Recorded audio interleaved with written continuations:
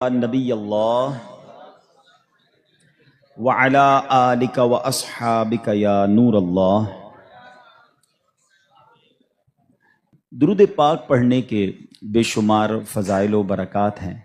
کاروباری حضرات بعض اوقات اس طرح کے وظائف پوچھتے ہیں کہ کوئی ایسا وظیفہ بتائیں جس میں کاروبار میں برکت بھی ہو، ناگہانی آفتوں مصیبتوں سے ہم محفوظ ہو جائیں، ہماری کوئی پروٹیکشن ہو جائے۔ تو میں ایک حدیث پاک آپ کو سنانا چاہتا ہوں۔ میرے آقا علیہ الصلوۃ والسلام فرماتے ہیں، جس کا مضمون ہے کہ جو شخص مصیبتوں اور پریشانیوں میں ہو اسے چاہیے کہ مجھ پر کثرت سے درود پڑھے کہ درود مصیبتوں اور پریشانیوں کو لے جاتا ہے۔ یعنی اگر کسی بھی تکلیف میں ہیں، اگر آپ چاہتے ہیں کہ وہ تکلیف چاہے وہ بیماری ہے، چاہے وہ بزنس کی پرابلم ہے، واٹ ایور کلیمٹی اور پرابلم یو ہیو، درود پاک وہ وظیفہ ہے جو مشکلوں کو آسان کرنے والا وظیفہ ہے۔ اچھا، پھر اگر بینیفیشل کی بات کریں، ہم کاروباری لوگ ہیں، ہم ملٹیپلیکیشن آف بزنس کو غور کر رہے ہوتے ہیں کہ یار کدھر سرمایہ لگائیں یا کدھر سے آسانی کے ساتھ جو ہے وہ منافع کمایا جا سکے، تو نبی پاک علیہ الصلوۃ والسلام کی حدیث کا خلاصہ ہے کہ میرے آقا فرماتے ہیں جو ایک بار درود پاک پڑھتا ہے اللہ اس پر اپنی 10 رحمتیں نازل فرماتا ہے، جو 10 بار درود پاک پڑھے اس پر 100 رحمتیں نازل فرماتا ہے، اور فرمایا جو 100 بار درود پاک پڑھے اللہ کریم اس کی دونوں آنکھوں کے درمیان یہ لکھ دیتا ہے، یعنی لکھ دیا جاتا ہے کہ یہ بندہ نفاق اور جہنم کی آگ سے آزاد ہے، اور اسے قیامت کے دن شہیدوں کے ساتھ رکھا جائے گا۔ اب مجھے بتائیں، ہر درود پر ملٹیپلائی بائی 10 رحمتیں۔ اب میں اگر گھر سے نکلتا ہوں، فیکٹری پہ جا رہا ہوں، آفس پہ جا رہا ہوں، اور درود پاک پڑھ کے جا رہا ہوں اور پڑھتا ہوا جا رہا ہوں، تو پروٹیکشن کتنی خوبصورت ہے کہ مجھ پر ہر وقت رحمتیں برس رہی ہیں۔ اور اگر کم از کم 100 بار دن میں درود پاک پڑھ لے تو یہ انعام کیا کم ہے کہ جہنم کی آگ سے بچ جائیں اور قیامت کے دن شہیدوں کے ساتھ حشر ہو جائے۔ تو اللہ مجھے بھی آپ کو بھی فضول کاموں سے بچ کر کثرت سے درود پاک پڑھنے کی توفیق عطا فرمائے۔ آئیے محبت سے درود پاک پڑھ لیں۔ صلو علی الحبیب صلی اللہ تعالی علی محمد صلی اللہ علیہ وسلم۔ بخاری شریف کی حدیث سے میں آج اپنے اس ٹاپک کا آغاز کروں گا۔ جو ٹاپک میں نے چوز کیا ہے، جیسے آپ یہ واقعہ سن لیں گے تو پھر انشاءاللہ مزید ایلوبریٹ کرنا آسان ہو جائے گا۔ اور یہ واقعہ ہے حضرت معرور بن سوید رحمۃ اللہ تعالی علیہ۔ کہتے ہیں ایک مرتبہ مجھے صحابی رسول حضرت ابو ذر غفاری رحمۃ اللہ تعالی علیہ رضی اللہ تعالیٰ عنہ کی زیارت ہوئی، اور میں نے دیکھا کہ آپ کے ساتھ آپ کا ایک غلام ہے، مگر دونوں نے بڑا یونیک لباس پہنا ہے۔ یعنی لباس یہ تھا کہ 2 چادریں پہنتے تھے اس زمانے میں لوگ، جیسے ہم احرام پہنتے، نارملی یہ نارمل لباس بھی ہوتا تھا لوگوں کا۔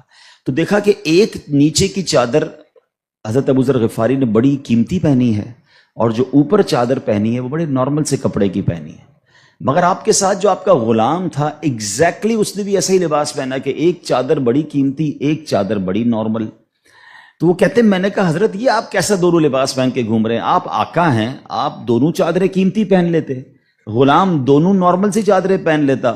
غلام اور آقا میں فرق بھی ہو جاتا اور پراپرلی ڈریسڈ اپ بھی ہو جاتے آپ۔ پیسے تو آپ نہیں لگائے ہیں نا، مطلب خریدا تو آپ نے۔ تو یہ کیسا طریقہ ہے کہ ایک چادر نارمل اور ایک چادر قیمتی؟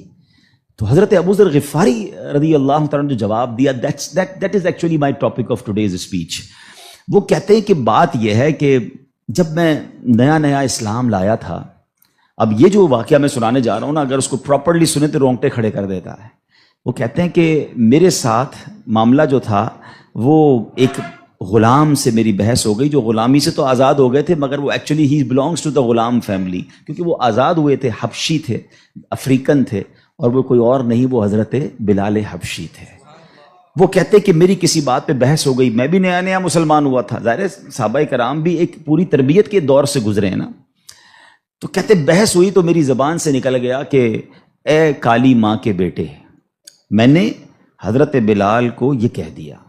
حضرت بلال حبشی بہت دل برداشتہ ہوئے، نبی پاک علیہ الصلوۃ والسلام کی بارگاہ میں چلے گئے، کہتے یا رسول اللہ ابو ذر غفاری نے مجھے ایسا کہا ہے۔ اب نبی پاک علیہ الصلوۃ والسلام اس میں بہت زیادہ، جس کو کہتے ہیں نا کہ پیارے آقا کے چہرے کا رنگ متغیر ہوا، آپ نے فیل کیا اور آپ نے فرمایا یا ابا ذر انک امرؤ فیک جاہلیہ، اے ابو ذر تمہارے اندر اب بھی جاہلیت والا اثر باقی ہے۔ اب آگے نبی پاک نے جو فرمایا ذرا غور سے سنیے گا، یہ ہم سب کے لیے بڑے سنہرے الفاظ ہیں۔ فرمایا جو تمہارے خادم یا غلام ہیں یہ تمہارے بھائی ہیں، اللہ پاک نے انہیں تمہارے ماتحت کر دیا ہے، پس جو کوئی کسی بھائی کا ماتحت ہو اسے چاہیے جو خود کھاتا ہے وہ اپنے ماتحت کو کھلائے، جو خود پہنتا ہے وہی ماتحت کو پہنائے۔ اب وہ اس کے بعد ہوا کیا؟ حضرت ابو ذر دیکھیں، اس مسٹیک ہونا اور ہے، اور اس مسٹیک کی بھرپائی کرنا، اس کو ریئلائز کرنا، اس تربیت کو اپنے اندر امپلیمنٹ کرنا کیا تھا۔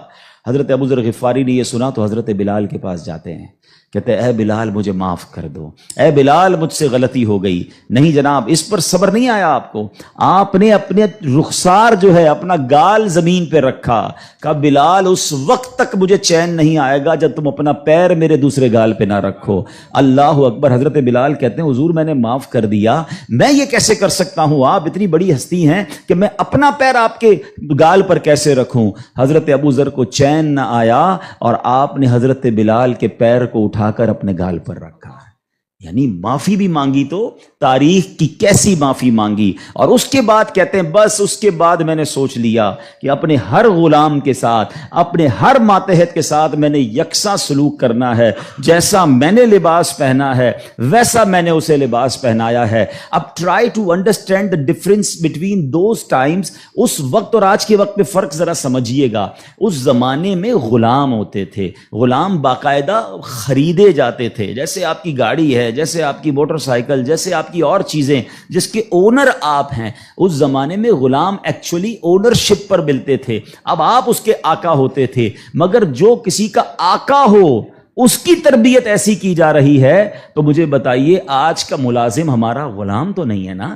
آج تو ہم نے اس سے ایک وقت کا اجارہ کیا ہے کہ جناب آپ 8 گھنٹے کے لیے میرے پاس آئیں گے اور پرٹیکولرلی یہ کام کریں گے، جو کام دیا میں اس سے وہ کام لے سکتا ہوں، نہ میرا وہ زر خرید غلام ہے، شام کو جا کر وہ کچھ بھی کرے اس کا میرا کوئی کانٹریکٹ ہی نہیں ہے۔ مگر اس کے باوجود جو آج ملازمین کے ساتھ سلوک کیا جاتا ہے، غلام کے ساتھ اچھا سلوک کرنے کا اسلام درس دیتا ہے، تو ملازمین کے ساتھ تو اس سے بڑھ کر اچھا سلوک کرنا ہوگا نا، کیونکہ وہ تو غلام بھی نہیں ہے۔ مگر آج غریب ملازمین کے ساتھ جس طرح بعض لوگ بیہیو کرتے ہیں، میں ایسا نہیں کہتا کہ سارے لوگ کرتے ہیں، ماشاءاللہ کچھ ہم نے دیکھا، چاہے وہ فیکٹری اونرز ہوں یا مالکان ہوں کاروبار کے، وہ بچوں جیسا سلوک کرتے ہیں، اور کرنا بھی یہی چاہیے۔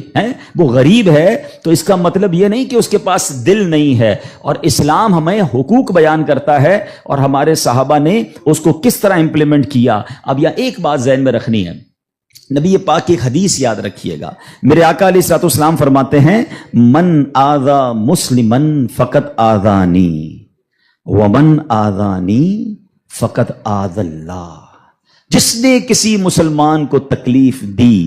اب اس میں کہیں بھی ایسا نہیں ہے کہ اپنے برابر کے مسلمان کو تکلیف نہیں دینی ہے، میں چیمبر آف کامرس کا ممبر ہوں تو کسی چیمبر آف کامرس کے ممبر کو تکلیف نہیں دینی، میں فیکٹری مالک ہوں تو کسی فیکٹری مالک کو تکلیف نہیں دینی، میں ایک ایلیٹ کلاس یا اچھی کلاس کا رہنے والا ہوں تو اپنی طرح کے لوگوں کو تکلیف نہیں دینی۔ یہ مطلقاً حدیث ہے، من آذا مسلمن، ٹھیلے والے کو بھی تکلیف نہیں دینی جو مسلمان ہے، جو جناب میرا ملازم ہے اسے بھی تکلیف نہیں دینی، جو میری فیکٹری کا دروازہ کھولتا ہے مجھے اسے بھی تکلیف نہیں دینی۔ بلکہ میں آپ کو سچ بات بتاؤں، یہ وہ لوگ ہوتے ہیں کہ جن کے ساتھ اچھا سلوک کر کے ہم اپنے رب کو بہت راضی کر سکتے ہیں۔ اب ایک اور واقعہ سنیے، اور سبحان اللہ یہ واقعہ بھی حضرت بلال حبشی ہی سے ریلیٹ کرتا ہے۔ اب آپ ایک اور بات سمجھیے، حضرت بلال حبشی کا بیک گراؤنڈ کیا تھا؟ حبشہ جو ہے وہ ایتھوپیا کو کہتے ہیں، آج کل وہ ملک ایتھوپیا ہے، ٹھیک ہے نا؟ اٹ مینز وہ افریقن تھے، عرب کے اندر ایک افریقن غلام کے طور پر وہ آئے تھے، اور آپ نے بہت ڈیفیکلٹ لائف اسلام کے لیے گزاری۔ جو آپ کا آقا تھا نا امیہ، میں نے وہی کہا کہ باٹ کر لیتے تھے، خرید لیتے تھے، وہ بہت سخت اسلام دشمن تھا۔ اب امیہ کو جب پتا چلا کہ حضرت بلال مسلمان ہو گئے، اب اس نے حضرت بلال پر مظالم کے پہاڑ توڑ دیے۔ ابھی حیدرآباد میں ہم لوگ موجود ہیں، گرمی کا سیزن ہے، ہم شاید 10 منٹ بھی باہر گرمی میں کھڑے نہ رہ سکیں اس وقت، لیکن مکے کی گرمی، जिनको जो गए मक्के मदीने में, हजरत बिलाल को तपती रेत पर वो लेटाता था। अजर अता फरमाए हजरत अबू बकर सिद्दीक रदी अल्लाह तआला अन्हु को। देखिए हजरत अबू बकर सिद्दीक भी बिजनेसमैन थे, ये मेरा टॉपिक नहीं है, वरना एक बहुत खूबसूरत ये भी टॉपिक है कि हमारे सहाबा जो बिजनेसमैन थे उन्होंने कहां कहां पैसे खर्च किए। मैं और आप भी करते हैं, but what a right investment they did on that time. हजरत उस्मान गनी की इन्वेस्टमेंट देखें, आज भी हजरत उस्मान गनी का वक्फ मदीने में जारी है, आपके इल्म में होगा। बहरहाल हजरत अबू बकर सिद्दीक गए और उमैया से कहा कि बिलाल मुझे बेच दो। अब उमैया जो था ना वो बड़ा शैतान तो था ही, इस्लाम दुश्मन था। हजरत बिलाल से उसका बुग्स की वजह भी यही थी। तो उसने मिसाल के तौर पे, उस वक्त मार्केट रेट था 500 दिरहम, मैं मिसाल के तौर पे, उसने कहा मैं 1000 दिरहम लूंगा। आपने कहा ठीक है। हजरत अबू बकर कहते हैं कि नहीं अब 2000 लूंगा। सौदा डन होने के बाद कहता है अब 2000 लूंगा।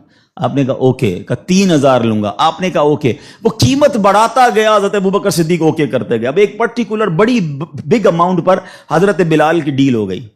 उमैया कहता है अबू बकर, मैंने तो तुम्हारे बिजनेस के बड़े चर्चे सुने थे, मुझे तो यह पता था कि तुम जो है बड़े जांच कर बड़ी तरीके से सौदा खरीदते हो, इतना महंगा ये हबशी गुलाम खरीद लिया। हजरत अबू बकर के तारीखी अल्फाज सुने, वो कहते हैं उमैया तुम्हें क्या मालूम बिलाल की कीमत क्या है, तुम इससे ज्यादा मांगते मैं इससे ज्यादा तुम्हें देता। अल्लाह अकबर। रकम दी हजरत बिलाल को लेकर नबी पाक के पास। अब जरा सुनिएगा, जब नबी पाक ने हजरत बिलाल को देखा ना, कहा हजरत अबू बकर कहते हैं या रसूल अल्लाह बिलाल हाजिर है, बिलाल को आजाद करवा के लाया हूं। नबी पाक फरमाते हैं ए अबू बकर, बिलाल को खरीदने में जितने पैसे खर्च किए थोड़े पैसे मेरे भी इसमें शामिल कर लो। इतना प्यार। और हजरत बिलाल के इस ब्यूटीफुल डील में हजरत अबू बकर ने कहा हुजूर मेरा सब कुछ आप ही का तो है, अगर मैंने कुछ खर्च किया तो हुजूर ये सब आपका है। अब हजरत बिलाल का ये बैकग्राउंड था, याद रखिएगा। अब मक्के में बड़े बड़े सरदार भी मुसलमान हुए। आप सबको याद होना चाहिए इस्लामी तारीख का एक टर्निंग पॉइंट था, और वो टर्निंग पॉइंट था फतेह मक्का। ठीक है ना। फतेह मक्का से पहले 10,000 लोग मुसलमान हुए। मैं थोड़ा सा 1-2 मिनट में थोड़ा समराइज कर दूं ताकि आप मेरे साथ और इन्वॉल्व भी हो जाएं, और ये तारीख पता होनी चाहिए। फतेह मक्का होती है 10 हिजरी में। 10 हिजरी का मतलब 8 हिजरी में, माफ कीजिएगा, फतेह मक्का होती है 8 हिजरी में। 8 हिजरी का मतलब है कि नबी पाक अलैहिस्सलातु वस्सलाम ने जो 40 साल की उम्र में स्ट्रगल ऑफ इस्लाम शुरू की, उसके 13 साल मक्के में गुजारे, 8 साल मदीने में गुजारे। 13 और 8 कितने हो गए? 21 साल। 21 ईयर्स में 10,000 मुसलमान हुए थे। समझ रहे बात को? और अब कॉन्कर होता है मक्का। जब मक्का फतह हुआ और तमाम मजालिम करने वाले लोग मौजूद थे, सरदारान मक्का मौजूद थे, और उनको पता था आज हमारे तिक्का बोटी कर दिए जाएंगे, आज हमारे सर कलम कर दिए जाएंगे, क्योंकि हमने तो इतना सताया इनको, मक्का छोड़ के मदीने जाना पड़ा। मगर एंड ऑफ द डे जो नबी पाक का शानदार फैसला था कि आपने सबको माफी का ऐलान फरमा दिया। यहां तक कि सहाबा किराम की जिन प्रॉपर्टीज पर मक्के के कुफ्फार ने कब्जा कर लिया था, मेरे आका ने कहा वो प्रॉपर्टियां भी तुम्हें हम वापस नहीं लेंगे, वो भी तुम्हारी हो गई। उस माफी का फायदा क्या हुआ यह समझना बहुत जरूरी है कि 10,000 मुसलमान हैं 21 साल कोशिश में, और सन 10 हिजरी में आफ्टर 2 इयर्स जब मेरे आका फतेह मक्का के बाद हज फरमाते हैं, जिसको हम हज्जतुल विदा कहते हैं, और खुतबा हज के मौके पर मैदान अरफात में 1,24,000 साहबा इकराम होते हैं। माफी का फायदा देख रहे हैं? हम कहते हैं बदला लूंगा, दुश्मनी चलेगी, नस्ल दर नस्ल चलेगी, मिटा के रख दूंगा, छोड़ूंगा नहीं। लड़ाई करके देख लो या माफ करके देख लो। एक माफी ने इस्लाम को कहां पहुंचाया? 10,021 सालों में, और माफी के बाद विद इन 2 इयर्स 1,24,000 सहाबा कहां मौजूद हैं? अरफात के मैदान में मौजूद हैं। एंड फ्रॉम दैट डे, एक और बात, हिस्ट्री पढ़िए इस्लाम की, फतेह मक्का के बाद इस्लाम ने जो टेक ऑफ किया है, आज तक इस्लाम पीछे नहीं गया। 200 करोड़ मुसलमान हैं आज दुनिया में। ये फैजान है फतेह मक्का के उस ऐलान का, ला तथरीबा अलैकुमुल यौम, आज तुम सब आजाद हो, तुमसे कोई सवाल नहीं होगा। और उसके बाद से इस्लाम को जो उरूज मिला। लेकिन भाई तरबियत का टाइम था ना, जब ये फतेह मक्का हो गया ना, तो प्यारे आका अलैहिस्सलाम ने मक्के की चाबी, काबे की चाबी मिली, और अब काबे की छत पे अजान देनी थी, यानी एक तरह से ये एक विक्ट्री का ऐलान था। तो नबी पाक ने किसको कहा? हजरत बिलाल को कहा कि एक बिलाल जाओ और काबे की छत पे अजान दो। अब जो सरदारान मक्का थे ना, वो कहते हैं यार हम इतने बड़े बड़े सरदार, इतनी बड़ी फैमिली से ताल्लुक रखने वाले हैं, इतना पैसा हमारे पास, इतने बड़े कबीले के सरबराह, اور آج اتنے عظیم موقع پر جو فتح مکہ کے بعد اذان دینے کا موقع، وہ بھی کعبے کی چھت پر، وہ کس کو دیا جا رہا ہے؟ ایک حبشی غلام کو۔ اللہ اکبر! یہ خبر نبی پاک تک پہنچ گئی کہ کچھ لوگ بے چین ہیں، کچھ لوگوں کو یہ برا لگ رہا ہے کہ بلال کو یہ موقع کیوں ملا، ہم بڑے خاندان والے، ہم پیسے والے۔ پیارے آقا علیہ الصلوۃ والسلام نے ان کو بلایا۔ پہلے تو نبی پاک نے سوال کیا کہ کیا آپ لوگ ایسی باتیں کر رہے تھے؟ کہ جی حضور کر رہے تھے۔ اب نبی پاک نے کیا فرمایا؟ نبی پاک کی گفتگو سے پہلے قرآن کی آیت نازل ہوتی ہے اور رہتی دنیا کے لیے ایک اصول بیان ہو گیا۔ اب یہ اصول مجھے اور آپ کو یاد رکھنا ہے۔ اللہ کریم قرآن میں ارشاد فرماتا انا اکرمکم عند اللہ اتقاکم، فرمایا بے شک اللہ کے یہاں تم میں زیادہ عزت والا وہ ہے جو تم میں زیادہ پرہیزگار ہے۔ یہ وہ فارمولہ ہے جو مجھے یاد رکھنا ہے۔ پیسے والا زیادہ عزت والا نہیں ہے، جناب میں فلاں چیمبر کا صدر تو وزیر نائب صدر تو فلاں علاقے کا ہیڈ تو جناب قومی اسمبلی کا ممبر تو منسٹر یا جناب مل اونر نہیں، فلاں خاندان میرے سر نیم میں یہ نیم لگتا ہے جس کی وجہ سے میرا بہت بڑا خاندان ہے۔